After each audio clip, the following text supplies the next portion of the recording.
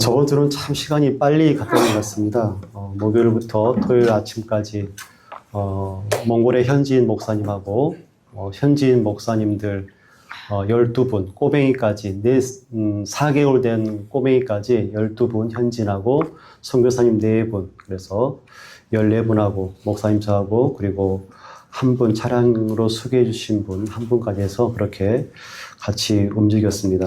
첫날 향일함에서 밤에 그 바다를 보고 그 드넓은 바다를 창조하신 그 하나님 만나고, 그리고 밤에 숙소에서 함께 모여서 소개하고 자기 소개하고 축복의 말씀하는 가운데 현지 목사님들의 말을 들어보니까 그 속에서 주로 등장하는 단어가 뭐냐면 기적이다, 하나님의 은혜이다 라는 그런 말을 합니다. 그러니까 그분들의 심령 가운데 채워진 그런 믿음과 믿음의 단어들이 뭐냐면 기적입니다, 하나님의 은혜입니다 라는 그런 말을 합니다.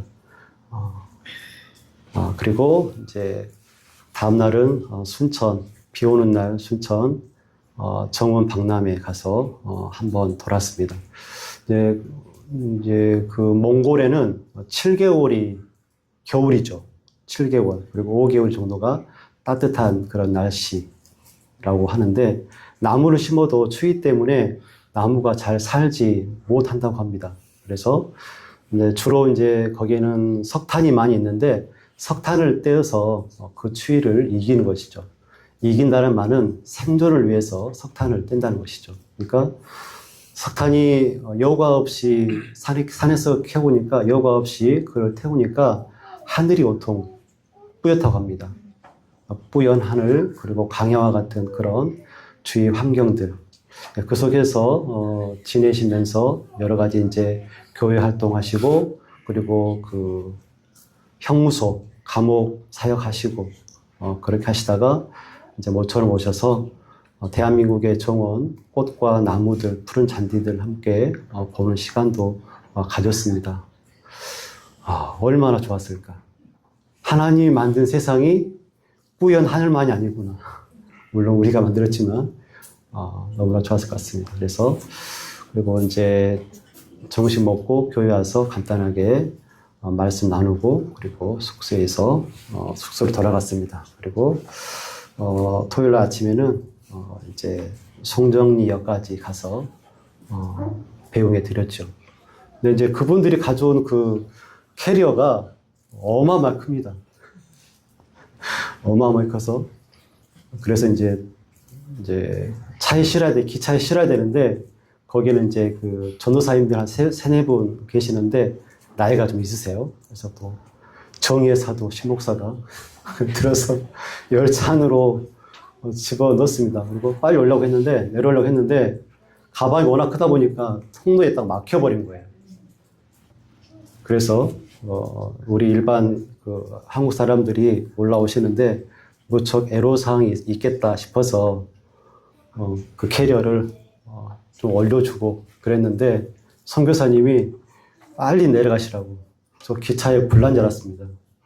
빨리 내려가세요. 그래서 빨리 내려갔는데 몇 초 후에 문이 닫히더라고요. 그래서 다행이다, 핸드폰 잃어버렸다. 그때 몰랐죠. 그래서 그런 일들이 있었습니다. 오늘은 수요일에 이어서 막벨라 굴을 사는 믿음, 막벨라 굴을 아브라함이 샀죠. 근데 그 행위가 아브라함의 믿음의 행위였다라고 정의를 내릴 수가 있습니다.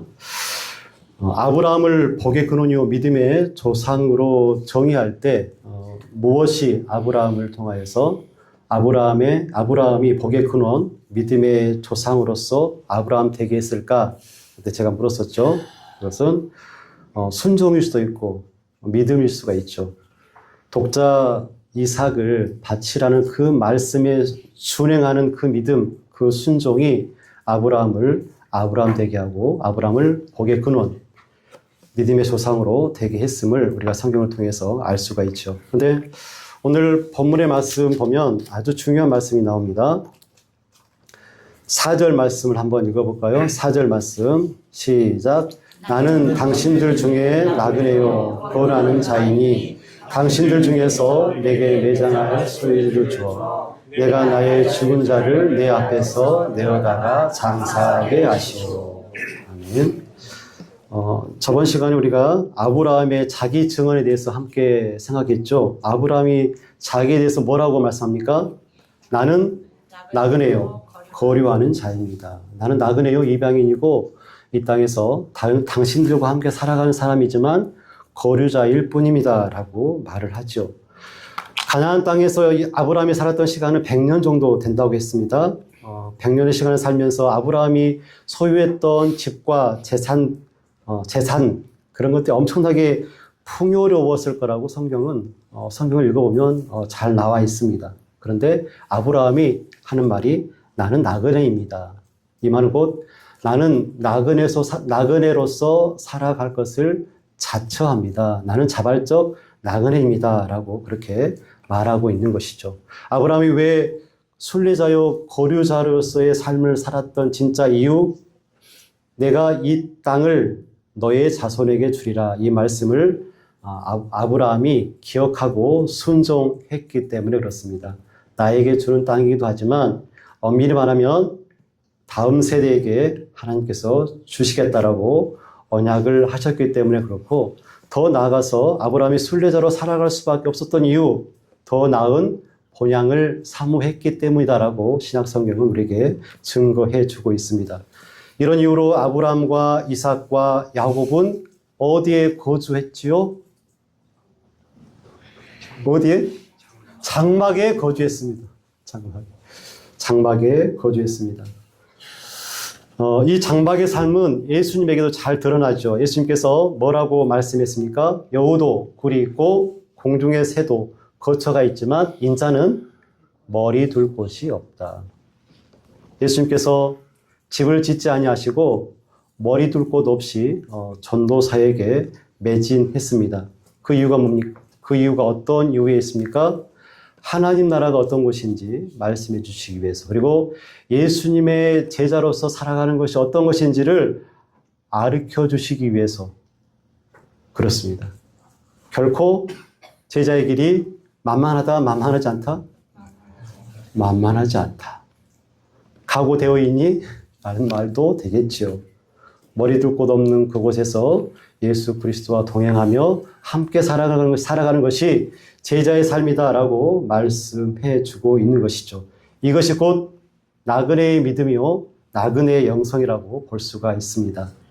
많은 사람들이 이 땅에서 살아가면서 심지어 그리스도인마저도 초롱성과 같은 집을 살아가려고 합니다. 하지만 그거 아니다. 장막집을 짓는 것이 맞다. 하나님과 하나님의 나라라는 목적지를 향해 가는 사람들이 성도이고 하나님의 백성이고 예수님의 제자이다라고 말씀하시는 것이죠. 이런 사람이 아브라함이고 이삭이고 야곱이며, 그리고 오늘 우리 성도요, 성도의 삶이 되어야 한다까지 전 시간에 말씀을 드렸습니다. 오늘은 아브라함이 나는 당신들 중에 거류하는 사람이고 나그네요라고 말을 했다 그러면 이제 헷 족속이 아브라함에게 하는 말이 있습니다. 뭐라고 말씀합니까?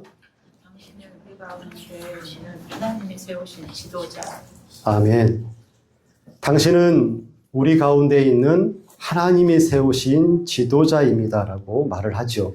그것은 누구의 말입니까? 헷 족속들이 아브라함을 보면서 했던 말입니다. 나그네의 삶을 살았던 아브라함은 헷 족속에게 이런 말을 듣죠. 하나님이 세우신 지도자라고 말을 듣습니다. 특별히 하나님이 세우신이라고 말을 하죠. 이 말의 의미가 무엇입니까? 그것은 이방 사람들에 의해서 아브라함은 하나님을 섬기는 사람으로 이방 사람들, 헷 족속이 그렇게 아브라함을 인정하고 있다라고 볼 수 있겠죠. 비록 아브라함은 이방 사람들과 함께 살고 있다 하더라도 하나님의 사람으로서 그 본분을 잃지 않고 살았던 사람이다라고 성경은 우리에게 증언합니다. 뿐만 아니라 햇사람들이 아브라함에게 매장지를 그냥 주려고 합니다. 그 정도로 아브라함은 주변 사람으로부터 인정을 받고 있는 사람이다라고 볼 수가 있겠죠. 그는 그 자신이 스스로에게 증언했던 것처럼 나그네처럼 우고하는 자로 살았지만 이방인들의 눈에는 어떻게 비춰졌습니까?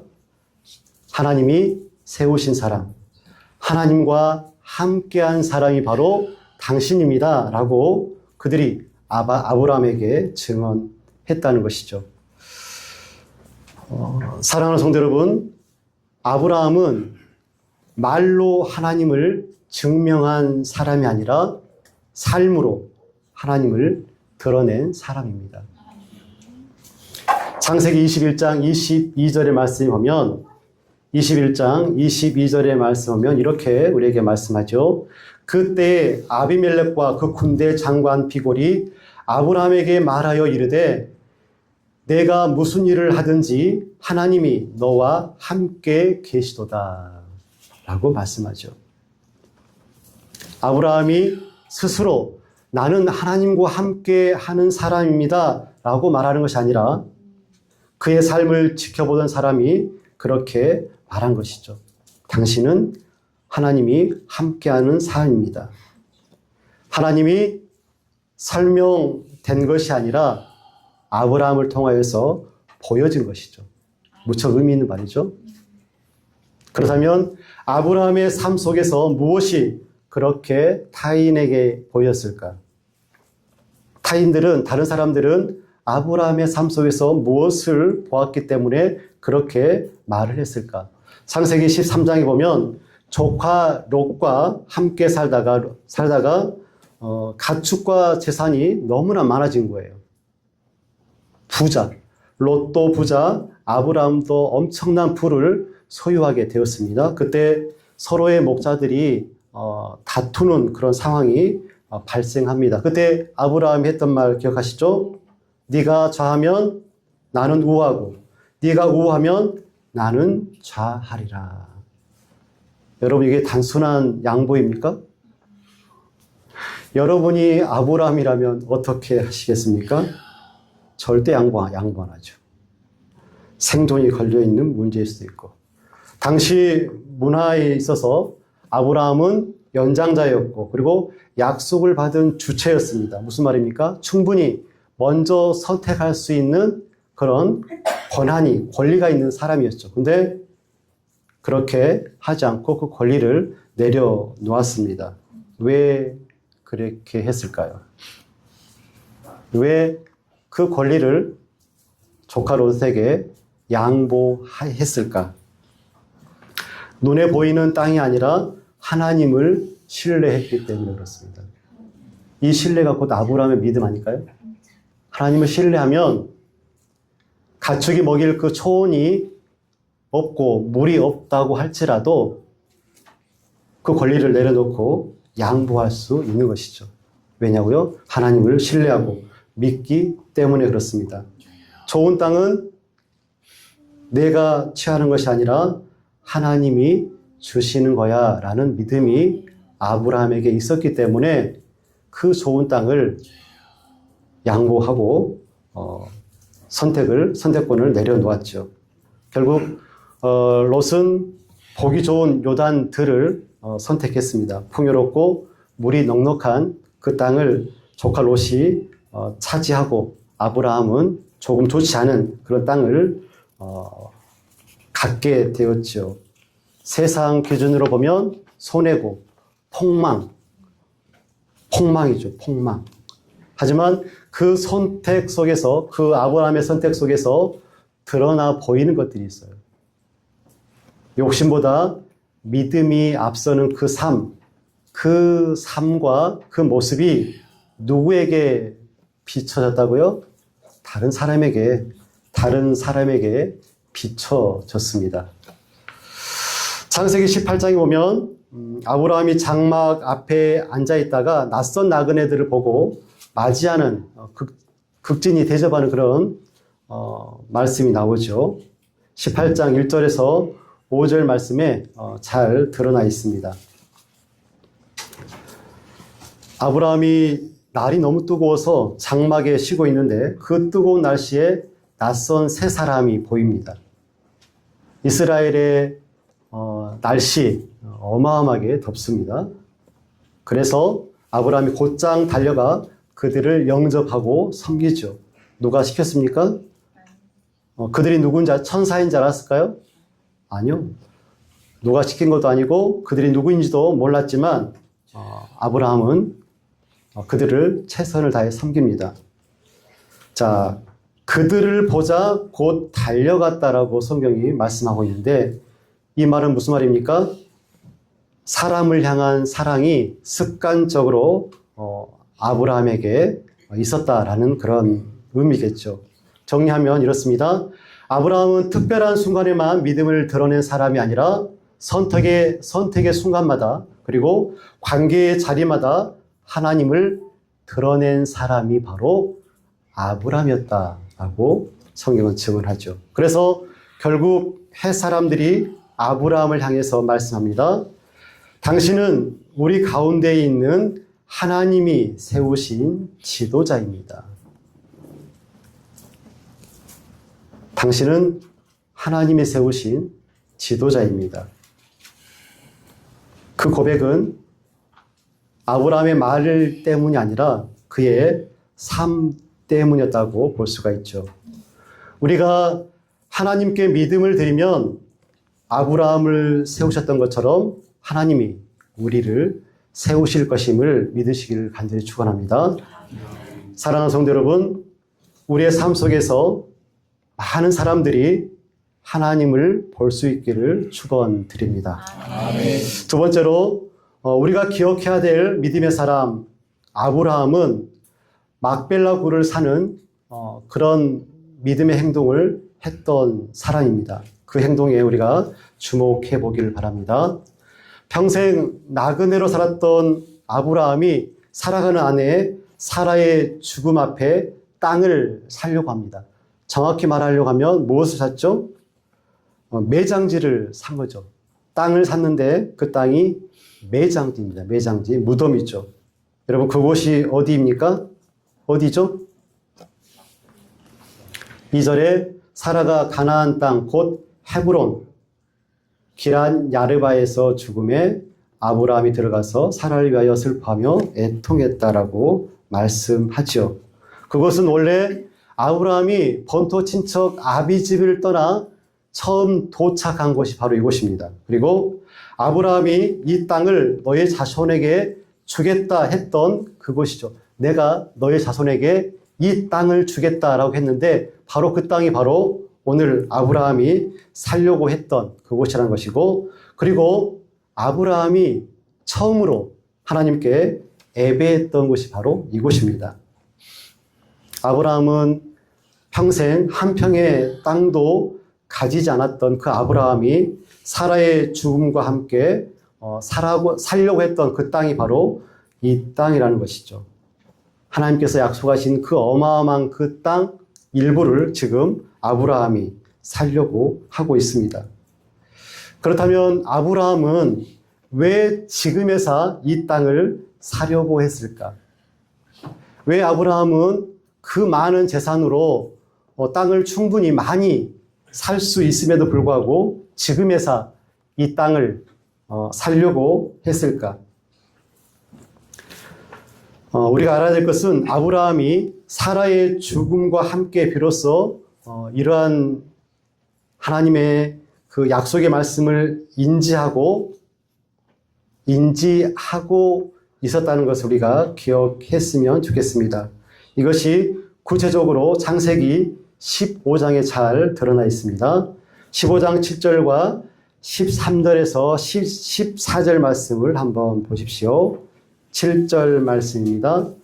나는 이 땅을 내게 주어 업을 삼게 하려고 너를 갈대아 우리에서 이끌어낸 여호와다라고 말씀하죠. 7절 말씀입니다.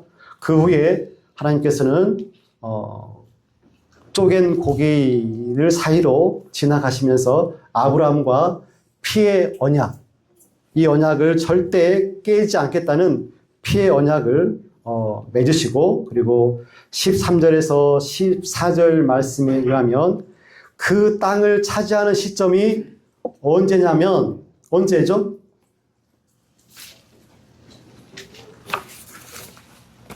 안 나옵니까? 그 땅을 차지하는 시점이 400년 후라고 말씀하고 있습니다. 이방에 객이 되어서 그들을 섬기는 그 시간 400년이 지난 이후에 너희들이 그 땅을 차지할 것이다 라고 말씀하죠. 이삭이 출생하기 전까지는, 아브라함이 이삭을 출생하기 전에는 후손에 대한 약속, 어찌 보면 그 막연한 약속을 아브라함이 품고 살았는데, 아브라함이 노년에 기적과 같이 아들 이삭을 낳습니다.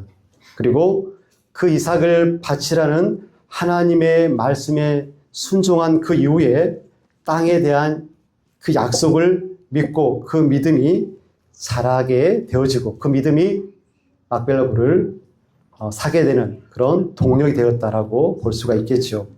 그래서 그는 매장지를 사는 것으로 그 땅에 대한 믿음의 씨를 뿌린 것이다 라는 것을 우리가 기억했으면 좋겠습니다. 뒷날 막벨라 굴에 누가 묻힙니까? 사라와 아브라함과 그리고 아브라함의 후손들이 그 굴에 묻히게 되어집니다. 25장, 창세기 25장 9절과 10절 말씀입니다. 그의 아들들인 이삭과 이스마엘이 그를 마므레 앞 곧 헷 족속 소알의 아들 에브론의 밭에 있는 막벨라 굴에 장사하였으니 이것은 아브라함이 헷 족속에서 산 밭이라. 아브라함과 그의 아내 사라가 거기 장사되니라. 아브라함이 거기에 장사되었단 말이죠. 그리고 35장 27절과 29절 말씀에 보면 야곱이 기랏 야르바의 마므레로 가서 그의 아버지 이삭에게 이르렀으니 기랏 아르바는 곧 아브라함과 이삭이 거류하던 헤브론이더라. 이삭의 나이가 180세라. 이삭의 나이가 많고 늙어 기운이 다음에 죽어 자기 열조에게로 돌아가니 그의 아들 에서와 야곱이 그를 장사하였더라. 누가 여기에 묻힙니까? 이삭이 여기 묻히죠. 그리고 창세기 49장 29절에 보면 그가 그들에게 명하여 이르되 내가 내 조상들에게로 돌아가리니 나를 햇사람 에브론의 밭에 있는 굴에 우리 선조와 함께 장사하라. 리브가도 장사되었고 레아도 거기 장사되었고 또 방금 읽었던 말씀 누구죠? 예, 그렇습니다. 요셉도 거기에 장사되기를 원합니다. 그래서 이스라엘 백성들이 출애굽할 때 요셉의 뼈를 앞세우고 나오는 것을 우리가 볼 수가 있지요. 아브라함이 막벨라 굴을 사는 그 사건, 어떤 사람들에게는 그저 평범한 그런 일이 될 수 있겠죠.